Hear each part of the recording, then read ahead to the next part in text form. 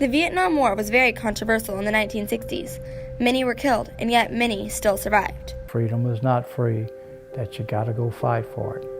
Can you imagine sitting there eating and you've got decaying bodies next to you? But the war was more than just fighting. Many relationships between heroes were made. I was only 22, but I'd been there a few months, and here come this 19-year-old, and he was from New York City. And he came up and he had this Life magazine. It was a 2-page fold-out of an aerial picture of New York City. He takes his little finger, I remember, he takes his little finger and he says, "See right back there, right back there? That's where I live." He says, "You know, my parents are really worried about me. They're really, you know, I know that they're waiting for me to come home." Next morning, and he went over to talk to somebody on a personnel carrier, and he was there talking.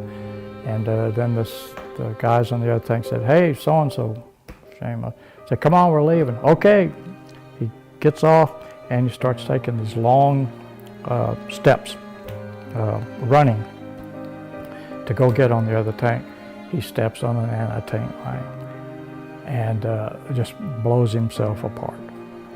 That kid was so innocent, and him talking to me like he did the evening before.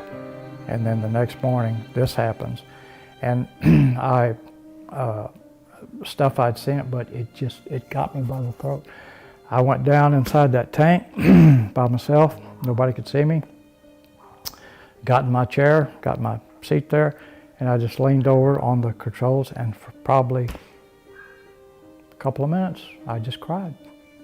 I'm Brenna Gibbons, reporting for Eagle Nation News. Prosper.